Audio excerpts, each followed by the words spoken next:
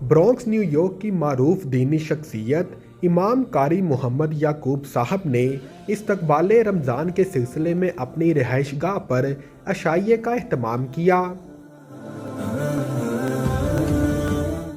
قاری صاحب کے قریبی دوست احباب اور ان کی علمی بصیرت کے قائل محفل میں شریک ہوئے۔ قاری یعقوب صاحب نے ماہ سیام کی اہمیت پر روشنی ڈالی اور روزے کے فلسفے پر انتہائی اہم اور مؤثر خطاب کیا۔ حاضرین نے قاری صاحب کے خیالات غور سے سنے اور دین اسلام سے ان کی علمیت سے متاثر ہوئے بغیر نہ رہ سکے۔ حاضرین محفل کی تواضع انواع و اقسام کے گھر کے بنے لذیذ کھانوں سے کی گئی۔ فرحت صاحب، مرزا ماجد بیگ اور بٹ صاحب نے قاری صاحب کی مہمان نوازی میں مدد کی۔ راجہ ستار، راجہ عاصم، مرزا عدنان بیگ، عمار صاحب، عثمان بٹ اور دیگر شرکا نے محفل میں شرکت کا موقع فراہم کرنے اور تواضع پر قاری محمد یعقوب صاحب اور ان کے معاونین کا شکریہ ادا کیا۔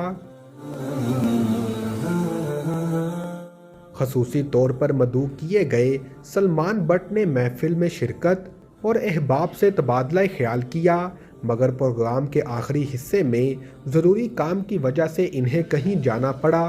قاری محمد یعقوب صاحب اور احباب نے ان کی کمی کو محسوس کرتے ہوئے اپنی گفتگو میں ان کا تذکرہ کیا۔ پروگرام میں اجتماعی دعا کی گئی اور تمام شرکا نے دل کی گہرائیوں سے قاری صاحب کی کاوش کی تعریف کی۔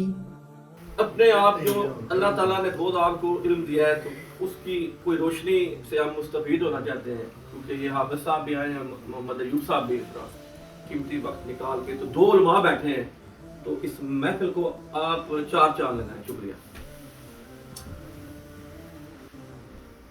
اعوذ باللہ من الشیطان الرجیم، بسم اللہ الرحمن الرحیم۔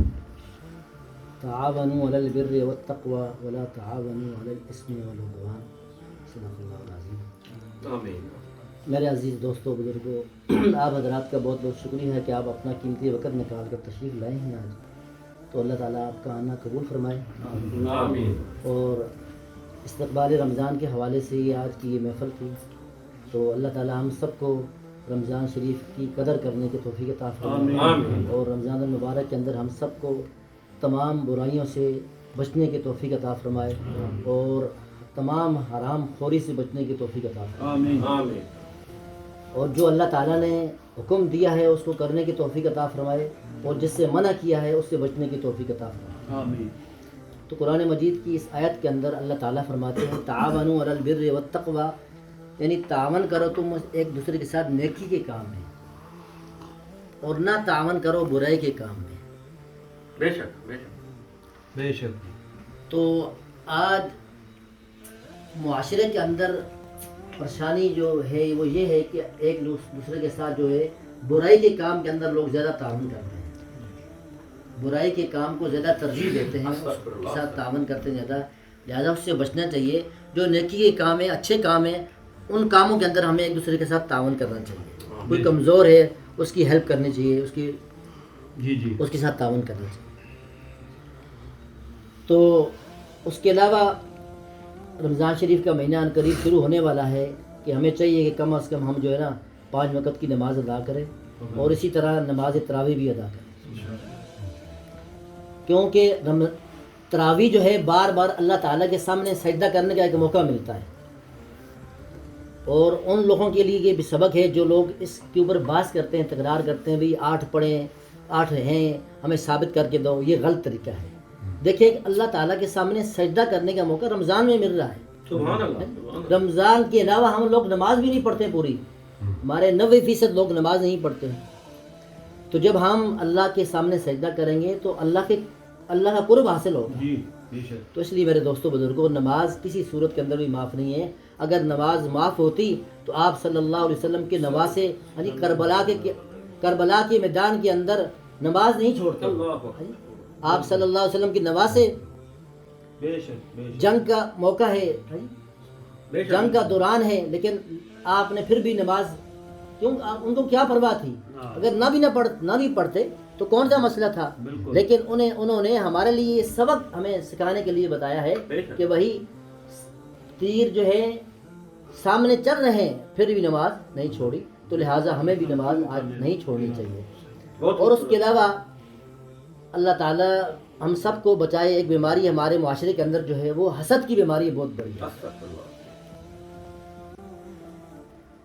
ومن شر غاسق اذا وقب ومن شر النفاثات في العقد ومن شر حاسد اذا حسد، ومن شر حاسد اذا حسد، حسد کرنے والوں کے شر سے اللہ تعالیٰ بچائے۔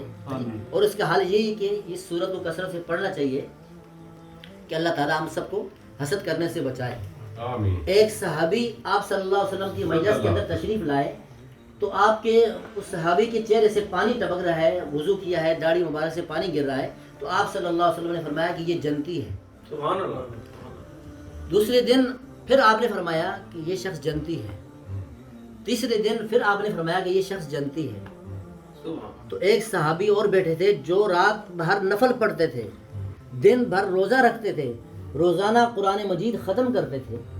انہوں نے کہا کہ میں اتنی عبادت کرتا ہوں، تو انہوں نے کہا چچا جی کہ میری کچھ گھر میں انبن ہے والد صاحب کے ساتھ، تو میں آپ کے ساتھ کچھ دن رہنا چاہتا ہوں۔ دل میں خیال آیا، دیکھنا چاہتا ہوں یہ کون سا عمل کرتے ہیں۔ میں دن کو روزہ رکھتا ہوں، پوری رات نفلیں پڑھتا ہوں، روزانہ قرآن کا ایک ختم کرتا ہوں، یہ بشارت مجھے نہیں ملی ہے۔ تو وہ صحابی ان کے گھر میں گئے تو دیکھا کہ بڑی عمر کے تھے تقریباً، تو انہوں نے جناب دعا پڑھی اللہم باسمک اموت واحیا، اور چادر لی اور سو گئے۔ تو اس صحابی نے کیا کیا کہ چادر ہلکی ہلکی اپنے چہرے سے اتار کے دیکھ رہے ہیں وہ کیا پڑھ رہے ہیں۔ ذہن میں ہے کہ شاید ہو سکتا ہے کہ نفل نیتیں گے، رات بھر تلاوت کریں گے۔ تو پھر دوسرے دن بھی یہی عمل کیا، پھر تیسرے دن بھی یہی عمل کیا۔ تو پھر آخر انہوں نے پوچھا چاچا جی یہ کیا آپ کیا عمل کرتے ہیں، آپ کیا پڑھتے ہیں؟ میری اصل میں والد صاحب سے کوئی لڑائی نہیں تھی، تو میں صرف آپ کو دیکھنے کے لیے آیا ہوں کہ آپ کون سا عمل کرتے ہیں کہ آپ صلی اللہ علیہ وسلم نے آپ کو جنت کی بشارت دے دی دنیا کے اندر ہی۔ تو فرمایا کہ میرا دل جو ہے نا یہ کسی کے بارے میں، میرے دل کے اندر حسد نہیں ہے، عداوت نہیں ہے، بغض نہیں ہے میرے دل کے اندر کسی میں معاف کر کے سوتا ہوں۔ معاف کر کے سوتا ہوں، سبحان اللہ۔ اور کسی کو رزق ملتا ہے تو میں خوش ہوتا ہوں، کسی کو دنیا کی نعمتیں ملتی ہیں تو میں خوش ہوتا ہوں اور دعا کرتا ہوں اللہ اس کو اور دے۔ ایسے قرآن مجید کی 12واں سپارہ جو شروع ہوتا ہے اعوذ باللہ من الشیطان الرجیم بسم اللہ الرحمن الرحیم وما من دابة في الارض الا على الله رزقها ويعلم مستقرها ومستودعها وكل في كتاب مبين۔ فرمایا کہ اللہ تعالیٰ فرما رہے ہیں دنیا کے اندر جو بھی جاندار آیا ہے اس کی روزی کا مالک میں ہوں۔ بے شک۔ کتنا عرصہ اس نے دنیا کے اندر ٹھہرنا ہے، کتنی روزی اس کو ملنی ہے۔ جب بچہ پیدا ہوتا ہے فطری طور پہ وہ مسلمان ہوتا ہے اور اللہ تعالیٰ اس کا رزق لکھ دیتے ہیں، اس کو کتنا رزق ملنا ہے، اس نے دنیا کے اندر کتنا عرصہ ٹھہرنا ہے۔ بدقسمتی آج ہمارے معاشرے کے اندر یہ ہے کہ یہ بہت بڑی بیماری جو ہے ہمارے دلوں کے اندر کوٹ کوٹ کے بھری ہوئی ہے، وہ فلاں نے اتنا بنا لیا، فلاں نے اتنا کما لیا، فلاں نے اتنا کما لیا۔ یہ اس کو کہتے ہیں حسد۔ اس کو کیا کہتے ہیں؟ حسد۔ اس کو حسد کہتے ہیں۔ اللہ تعالیٰ ہم سب کو اس حسد کی بیماری سے بچنے کی توفیق عطا فرمائے۔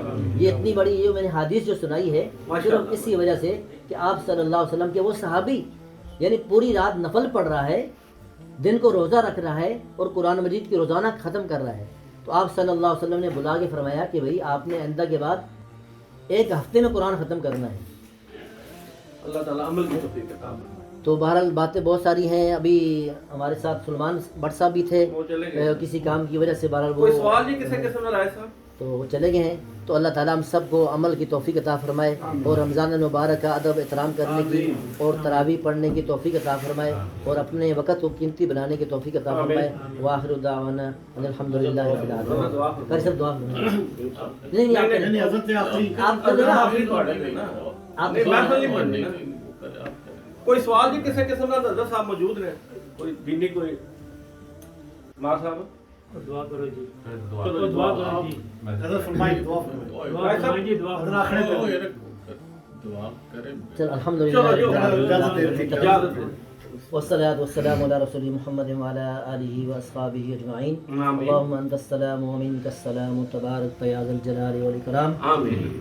اللهم صل على محمد وعلى آل محمد كما صليت على إبراهيم وعلى آل إبراهيم إنك حميد مجيد. آمين. اللهم بارك على محمد وعلى آل محمد كما باركت على إبراهيم وعلى آل إبراهيم إنك حميد مجيد.